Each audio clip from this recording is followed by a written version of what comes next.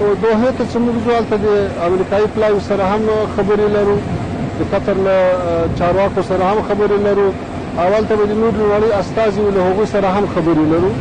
کوشش به کوو چې په هغه موضوعاتو باندې ترکیز وکړو لکه د افغانستان د کنګل شویو شتمنیو ازادېدل، او په افغانستان چې کوم بندیزونه دي د هغو پورته کېدل، او کوم بانکي محدودیتونه چې دي هغه له منځه وړل، همدارنګه د تورو لیستونو د جایزې د لیستونو ختمول، او بالاخره یو مثبت تعامل ته لاره هوارول او اقتصادي و سیاسي اړیکو ته وده ورکول دي. امید لرو چې مجالس به کوي انشاءالله.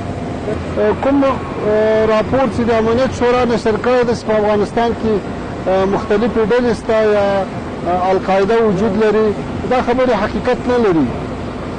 تاسو ولیدئ چې افغانستان په تېرو 2 کلو کې د بهترین امنیت مثال ورکو، او هیڅ کومه واقعه نه ده راپېښه شوې چې حتی دا اوس د محرم الحرام اولې 10 ورځې چې په کوم کیفیت باندې او په امنیت باندې تېرې شوې، دا خپله دې ثبوت ورکوي چې په افغانستان کې نور داسې څوک ځای نه لري چې هغه یا د موږ ولس ازاد کړي یا د افغانستان خاوره د نورو په ضد باندې وکاروي. نه تر اوسه پورې دوی خپله ادعا ثابته کړې ده، او نه په افغانستان کې دننه نه په سرحداتو کې نه له افغانستانه د باندې د افغانستان له خاورې نه چاته ضرر رسېدلی ده. لهذا دا خبرې بې اساسه دي، له دې نه باید ډډه وشي. نور د دې وخت راغلی چې په افغانستان کې امنیت ته، ثبات ته، نور باید له افغانستان سره مثبت تعامل وشي. کوم د فشار افشارونه چې وکارېدل، کوم تبلیغات چې د افغانستان د ولس او د مجاهدینو په ضد وشو، هغه ټول ناکامه شو.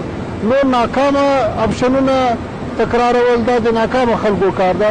اوس د دې وخت راغلی ده چې افغانستان د سیمې په ثبات کې رول ولوبوي، له دنیا سره ښې اړیکې ولري، ځکه دغسې یو مرکزي حکومت، دغسې یو باثباته حکومت، دغسې یو مسلط حکومت دا په تېرو 45 کلو کې په افغانستان کې نه و.